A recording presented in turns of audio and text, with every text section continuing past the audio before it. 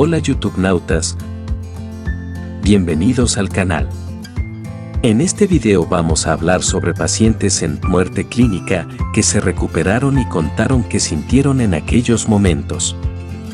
Estas experiencias son conocidas como SMO, experiencias cercanas a la muerte, las cuales han sido estudiadas científicamente. Pero no me extiendo más, mi nombre es Alejandro Amaya, y así comenzamos.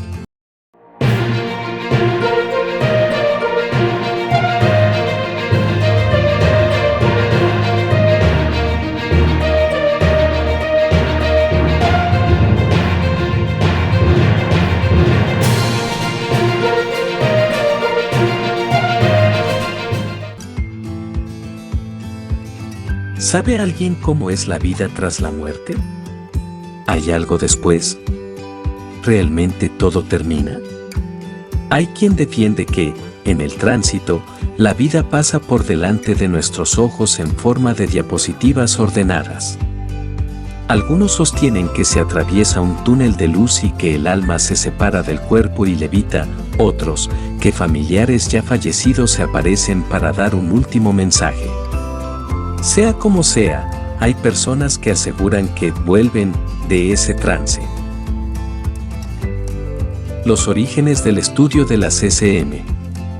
Desde los años 70, la ciencia ha ido recopilando casos y estudiando datos de un fenómeno que, con cierta frecuencia, sucede a más personas de las que creemos. El origen del estudio de estos fenómenos se lo debemos a dos científicos. Ambos trabajaban tanto como docentes en sus respectivas cátedras universitarias como atendiendo pacientes que a menudo fallecían. Uno de estos científicos fue Raymond Moody, que decidió recopilar todos los casos que se le presentaban. Cuando se acercó al centenar de testimonios los publicó en su primer trabajo, Vida después de la vida. Casualmente, al intentar dar un enfoque científico al estudio de estos sucesos, se topó con los trabajos de otra doctora que había comenzado a aplicar el método de análisis científico a los relatos y vivencias de sus pacientes, la doctora Elizabeth Kubler-Ross, autora de Sobre la muerte y el morir. Así ambos, sin conocerse y en la distancia, fueron los pioneros modernos en este campo de investigación científica. ¿En qué consiste una SM? SM es el acrónimo de Experiencias cercanas a la muerte. La más común se refiere al recuerdo que le queda a alguien que vuelve a la vida tras un tiempo en el que su cuerpo ha estado clínicamente muerto. Pero hay casos en que el sujeto no es quien muere, sino alguien muy allegado al que, a pesar de la distancia, visiona o presiente de algún modo la muerte de su ser querido. Cristina Lázaro, psicóloga, doctora en antropología social y experta en cuidados paliativos, centró sus tesis doctorales en las SM. Según la doctora, las podrían explicarse teniendo en cuenta cierto tipo de conciencia no ordinaria que podría estar alejada del cerebro y que en la mayoría de los casos estaría asociada a la cercanía de la muerte. A continuación, presentamos 10 casos que han vivido experiencias cercanas a la muerte y que cuentan sus vivencias en primera persona. Los 10 testimonios. Nuestro primer testimonio nos lo cuenta Arturo Gómez Andújar, de 49 años, responsable de logística de un almacén de suministros de fontanería. Él dijo: comprobé que, lo que vi desde arriba, sucedió. Con 17 años, un día de verano, mi novia y yo decidimos ir a la playa en moto a hacer unas fotografías. De camino, al cruzar un puente, la rueda patinó y caímos al suelo. La moto y mi novia tuvieron suerte. La peor parte me tocó a mí. Salí despedido y paré con la cabeza de un golpe, sin casco, contra la valla del lateral. Perdí literalmente el cuerpo y comencé a flotar, viéndome a mí mismo tendido inerte en el suelo con mi novia llorando agachada sobre mí. También recuerdo a un joven que corría hacia allí pidiendo auxilio. Pero la visión cada vez era más difusa porque yo no paraba de coger altura. De pronto, mi ascenso flotando boca abajo se detuvo por alguien que me asió por la espalda. Quien quiera que fuera, con una voz amigable y serena, me preguntó, ¿dónde vas? Y sin dar opción a responder continuó, este no es tu momento. Tienes aún muchas cosas por hacer. Recuerdo que me volví para ver a aquel ser. Vestía una túnica blanca, tenía un pelo rubio algo largo y una cara que no se veía bien pero infundía confianza y tranquilidad. Meditando unas palabras de mi inesperado interlocutor, de pronto me sentía como si fuera viajando cómodo y feliz en un vehículo grande y lujoso, con mucho espacio y un gran motor. Pero enseguida esa sensación desapareció y empecé a notar sangre. Fue cuando realmente tomé conciencia de lo que me había pasado. Desperté en un coche que resultó ser del chico que desde arriba había visto correr. Vivía junto al puente y al ver nuestro accidente acudió en nuestro auxilio. Dada la gravedad de mi estado, decidieron enviarme a la Clínica San Juan de Dios de Valencia. Ya en un quirófano, el médico que me atendió no daba crédito. Tenía múltiples fracturas cráneoencefálicas. Precisaba suturas por las cejas, por la sien, por la barbilla, de hasta 50 puntos. Estaba vivo de milagro. Pero lo más increíble de todo es que yo me encontraba bien, no sentía dolor, ni siquiera me hacían daño al pasarme la aguja y el hilo. Estaba charlando y bromeando con las enfermeras como si nada grave hubiera pasado. Una vez que todo acabó, comenté mi experiencia con mi novia y comprobé que lo que había visto desde arriba era exactamente lo que había ocurrido. Me ha dado mucho que pensar. No es, desde luego, algo que se vaya contando alegremente a todo el mundo. Lo que me pasó me lleva a pensar que todos tenemos a alguien que está ahí, junto a nosotros, protegiéndonos, aunque no lo veamos. También estoy convencido de que sí que hay vida después de morir, no como esta, pero la vida continúa. El segundo testimonio es relatado por Juanra Fernández, de 45 años, quien es director de cine. Juanra alega que me tengo que ir. ¿No ves que me están esperando? Mi hermano sufrió un accidente de moto que, aunque en principio parecía resultar en alguna herida leve y sin importancia, se complicó al no detectarle una hemorragia interna que, una vez extendida, se hizo incompatible con su vida. Una mañana, el teléfono sonó para alertarnos de la inminente llegada de su fin. Algo que desde luego es imposible de asimilar. Ninguno imaginamos que el día que cayó al asfalto impulsado por alguien que decidió saltarse una señal de stop desembocaría en una agonía tan rápida y tan compartida por toda la familia. Todos sabíamos de la proximidad del momento más triste de nuestras vidas, todos menos él. Mi hermano permanecía ignorante de su gravedad, estaba consciente y lúcido, y así se mantuvo durante todo el día, una lucidez sorprendente en relación a su destino. Los familiares intentábamos no agruparnos en la habitación del hospital para no despertar sospechas en el paciente. Mientras, mi hermano nos hablaba con normalidad. En un determinado momento se incorporó sobre la cama e intentó levantarse. Yo estaba a su lado en ese instante. Siendo ambos los únicos presentes en la habitación, le pregunté sorprendido que a dónde iba. Él respondió con la mirada fija en un punto en el que no había nadie. Me tengo que ir, ¿no ves que me están esperando? Sorprendido aclaré que no había nadie ahí, pero él insistió señalando hacia ese punto vacío. No fui el único de los que ese día le acompañamos que le escuchó decir cosas similares, incluso llegó a describir a uno de los que habían venido a buscarle, refiriéndose a él con toda naturalidad y como si le conociese perfectamente, añadiendo, mirad qué guapo está. Esa noche murió. Se fue. Yo espero dentro de mi tristeza y de la de todos los que le echamos de menos, que se fuera con alguien que le quiera tanto como nosotros. El protagonista del tercer testimonio es Emilio Carrillo, de 58 años, economista, escritor y subdirector de área en la Diputación de Sevilla. Él dice: vi con todo detalle la vida que dejaba atrás. Mi experiencia tuvo lugar en la tarde del 29 de noviembre de 2010 en la UCI de un hospital de Sevilla. Tenía en ese momento 52 años. Una caída bajando un monte me provocó una fractura de peroné, esta, a su vez, una trombosis, y esta, por fin, un infarto pulmonar.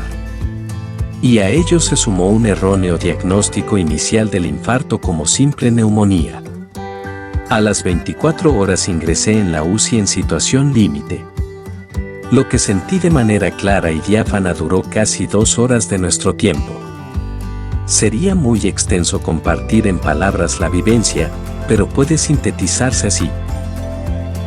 Para empezar, me vi fuera de mi cuerpo, tendido en la cama boca arriba, mientras que yo flotaba sobre él y observaba todo lo que ocurría a mi alrededor. De inmediato, vi con todo lujo de detalles la vida entera que dejaba atrás. Todos y cada uno de los hechos y circunstancias vividos durante mis 52 años, sin excepción y no de manera parcial o resumida, sino ordenada y pormenorizada. No como una película o sucesión de fotogramas que se proyectaran ante mí, sino íntegramente y de forma simultánea. Esta visión instantánea de la vida que ha terminado, para mí, proporciona la constatación de que todo tuvo su porqué y todo encaja de manera armónica. No hay ninguna pieza suelta o fuera de lugar en el puzzle de la vida. Seguidamente, pude ver y sentir que estaba acompañado de seres de luz. Pronto tomaron un aspecto reconocible como mi padre, mi madre y varios hermanos de esta, todos fallecidos años atrás. Fue mi madre la que tomó la iniciativa de comunicarse conmigo, preguntándome si me encontraba tranquilo y en paz. No fue una comunicación verbal, pero sí percibí su mensaje y también yo pude comunicarme con ellos. Como cosa curiosa, entre los seres de luz estaba una hermana de mi madre que no había fallecido, o al menos eso creí en ese momento. Posteriormente me informaron de que esa persona había muerto estando yo ingresado en la UCI. Por fin, tras verme tan bien acompañado, advertí a escasos metros un soberbio túnel de luz resplandeciente en posición horizontal, sin pendiente alguna. Era refulgente y casi deslumbrante. Supe que era la entrada hacia el más allá. Casi al final del túnel tuve un contacto con una forma energética que solo desprendía armonía y un amor inmenso. Y esa forma tomó el cuerpo de Jesucristo. Me tendió sus manos de luz y las entrelazó con las mías, generando en mi ser una experiencia de gozo inenarrable. ¿Por qué volví yo a mi cuerpo físico? Fue consecuencia de este encuentro con Cristo y de la comunicación que ahí se estableció. Me confirmó que volvería a la vida física recién dejada, para hacer algo que solo sabría una vez transcurrido cierto tiempo tras retornar a ella. Nuestro cuarto testimonio es relatado por Ramiro Calle Capilla, de 73 años, escritor, maestro de yoga y meditación. Quien dice: estuve tendido sobre un helecho de nubes. Hace 6 años y medio, explorando en la sabiduría budista en Sri Lanka, cogí una agresiva bacteria llamada listeria. De regreso a Madrid fui ingresado en La Paz, donde sufrí una parada respiratoria. Me pasaron a la UBI. Comunicaron a mis familiares que podían quedarme 4 horas de vida, pero permanecí 3 semanas en coma, debatiéndome entre la vida y la muerte. Hubo días muy críticos, como relato minuciosamente en mi libro, En el límite. Estuve prácticamente al borde de la muerte. Tuve un verdadero torrente de vivencias muy intensas y a menudo tormentosas, como si irrumpiera todo el material de mi subconsciente. Los lamas tibetanos dicen que al borde de la muerte y antes de entrar en el bardo, estado intermedio, ya se produce un estado de prebardo, donde surgen visiones y vivencias de todo tipo, acumuladas a lo largo de muchas existencias previas. Hay que discernir si todo ello no sucede por las medicinas que están afectando al cerebro o por el alcance de la bacteria que me produjo una meningoencefalitis. Lo cierto es que las visiones eran más vívidas que las que uno pueda tener en el estado denominado de vigilia. Hubo otros días en que, según mis familiares y una de las doctoras, mi cuerpo estaba como vacío. Seguramente fue uno de esos días cuando tuve una vivísima experiencia de disociación del cuerpo. Durante tiempo estuve tendido sobre un verdadero helecho de nubes, flotando, como tumbado entre las mismas. Era un estado de máxima conciencia y sin el menor temor. Después volví a mi cuerpo, cesaron estos estados de disociación y empecé a recuperarme. Sin entrar en ningún tipo de elucubraciones, me he limitado a narrar mis experiencias.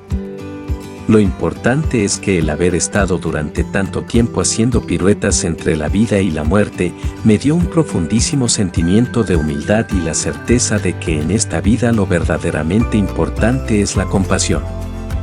El quinto testimonio nos lo cuenta María Luján y María José Navarro Zavalla, de 48 años, empresarias de hostelería en Las Negras, quienes alegan lo siguiente. Estando en el fondo del mar apareció un ser. Somos hermanas gemelas y esto nos ocurrió siendo unas niñas de 7 años. Estábamos con nuestra madre y su hermana en una playa alejada de la ciudad, donde no hay mucha gente ni vigilancia. Nos metimos solas en el mar para bañarnos en un lugar más alejado. No nos dimos cuenta de que nos acercábamos a una zona peligrosa.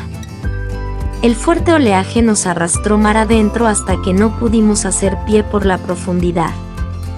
Luchando por mantenernos en pie, dábamos saltos desde el fondo para coger aire, pero cada vez cubría más. No podíamos nadar y la corriente nos llevaba. Agotadas y sin fuerzas, dejamos de luchar y nos hundimos. Sabíamos que íbamos a morir. Ya no podíamos respirar y la angustia por ahogarnos dio paso a una inmensa paz. Pero de pronto, estando en el fondo del mar y sabiendo que había llegado ya nuestro fin, apareció un ser que nadó hacia nosotras. Era un hombre que veíamos sin nitidez, como a trasluz. Parecía ir vestido como de buzo antiguo, con casco de inmersión de un relato de Julio Verne. Rápidamente me sacó del fondo del mar y me dejó en la arena. Como le pedí que sacara a mi hermana, sin dudar un momento fue por ella y la trajo. Descansamos y nos recuperamos del casi ahogamiento que vivimos. Ya repuestas, nunca más hablamos de quien nos rescató. Siempre ha sido para nosotras algo muy íntimo, una experiencia personal e inexplicable. ¿Quién pudo ser aquel ser que nos rescató de aquellas playas salvajes? El sexto testimonio fue protagonizado por Miguel Galán Dueñas, de 56 años. Crítico musical, escritor y administrativo en el Servicio Andaluz de Empleo. Quien alega: me vi dentro del famoso túnel. Una noche del verano del 79, al cruzar una calle del centro de Sevilla, fui atropellado por un coche que salió de repente a gran velocidad. No me dio tiempo a verlo. El golpe me dejó inconsciente en el suelo con fracturas en la cabeza, rotura del húmero del brazo izquierdo y serias heridas en todo el cuerpo. No sé durante cuánto tiempo permanecí sin conocimiento, pero cuando desperté sé que estaba rodeado de italianos que había presenciado el accidente. Habían visto al conductor dándose a la fuga.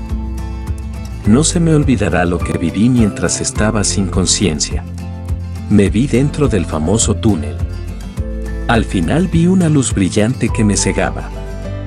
A ambos lados del túnel discurrían a gran velocidad imágenes estáticas en blanco y negro de mi vida, con mis padres, mis hermanos, amigos, etc.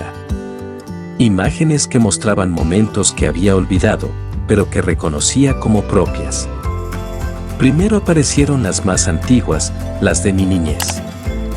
A continuación, otras más cercanas en el tiempo a mis 17 años. Las observaba tumbado desde el suelo. No podía pensar, recuerdo que quería saber por qué veía aquello, pero la sucesión vertiginosa de imágenes me lo impedía. No fue, ni mucho menos, una sensación placentera. De hecho, no me gustaba nada. Quería salir como fuese de allí. El séptimo testimonio es contado por Javier Rioja Guerra, de 48 años, empresario del sector de energías renovables. ¿Quién nos dice? Vi un punto de luz con una imagen en el interior. En 1988, cumpliendo el servicio militar en la Academia General Básica de Suboficiales. Me encargaba de ser el chofer de coronel al mando.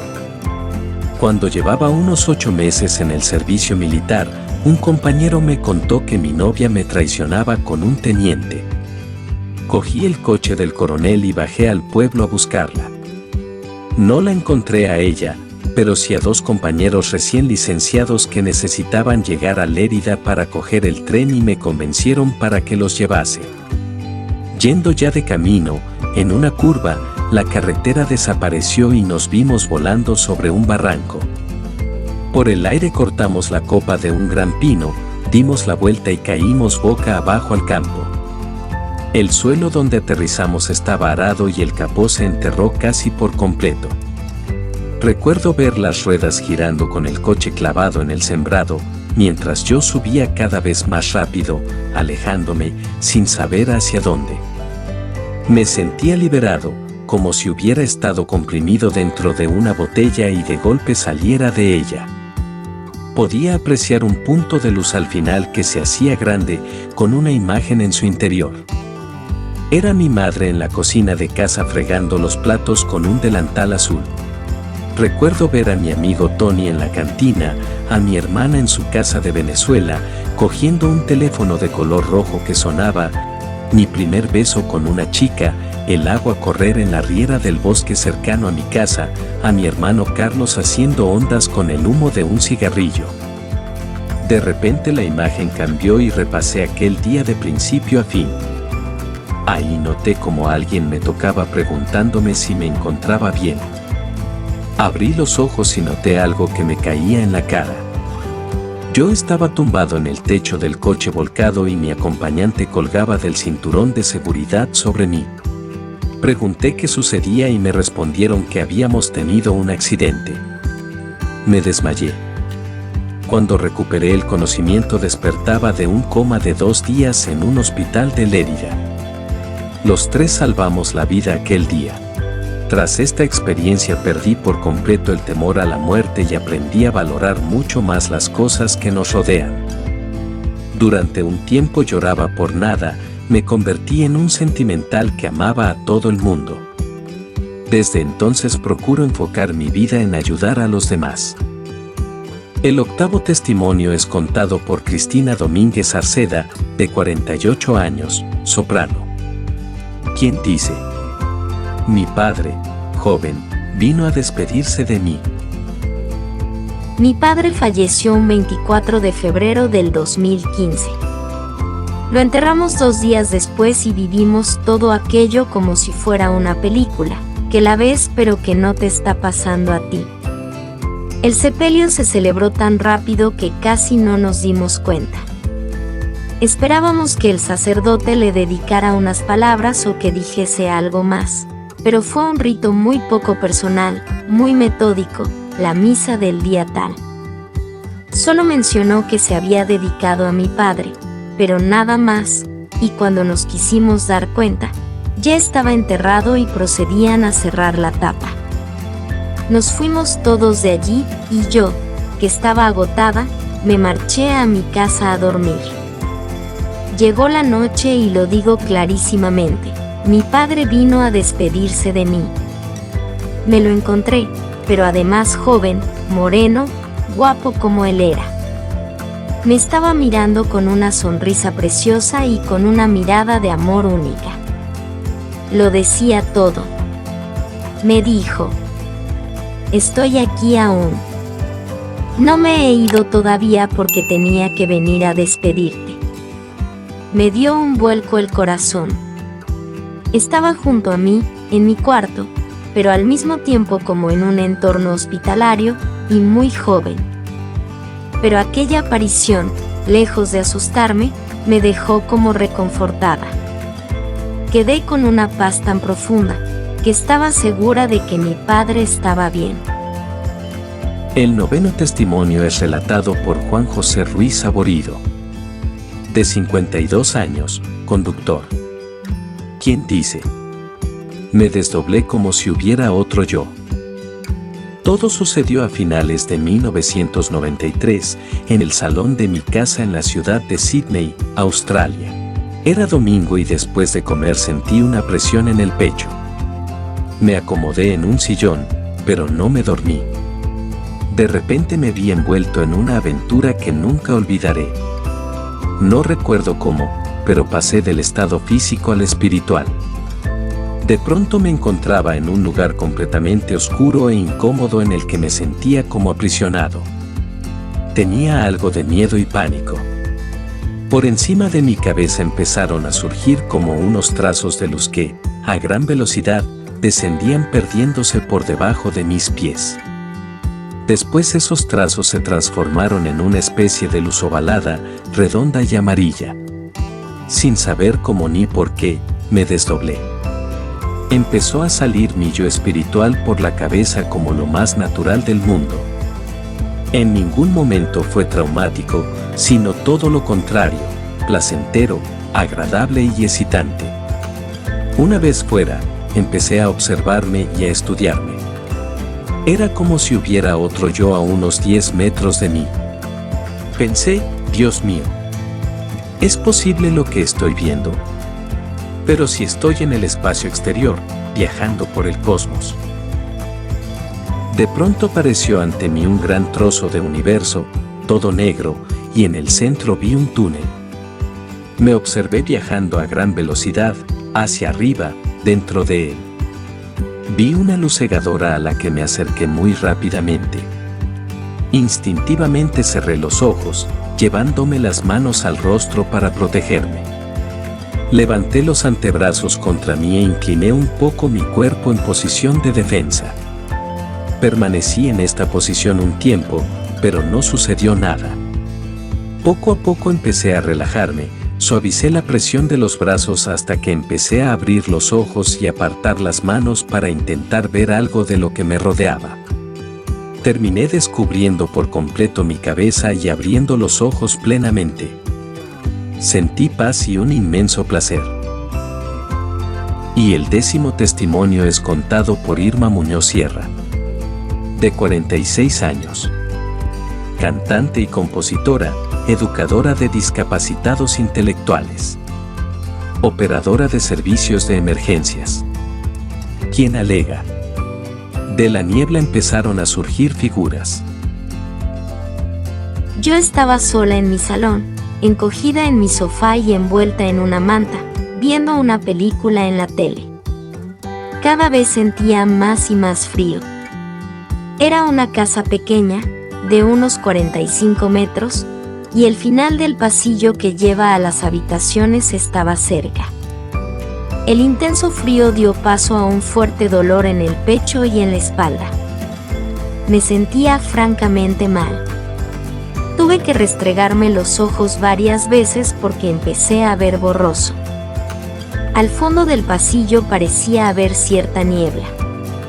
Pensando que era cansancio tras la jornada, intenté fijar la vista. Quería concentrarme en la película, pero con aquel creciente dolor cada vez me resultaba más difícil. Además, aquella niebla persistía y yo me puse nerviosa. Siempre he sido miedosa con los fenómenos paranormales. A medida que mi dolor aumentaba y el tiempo transcurría, de la niebla empezaron a surgir figuras. 1, 2, 3. hasta que se convirtió en un auténtico ir y venir. Pasaban de un lado al otro, como si salieran de mi habitación y cruzasen el pasillo. Unas caminaban despacio, otras como con cierta prisa. Algunas se paraban frente a mí y me observaban. Había niños, había ancianos. Yo sentía miedo, confusión y un intenso dolor. Sé que estaba bien despierta y que aquello no era producto de mi imaginación. A duras penas reuní fuerzas para levantarme del sofá y llegar hasta mi cuarto. El trasiego de gente seguía, y yo, de un salto me metí en la cama y me tapé hasta la cabeza.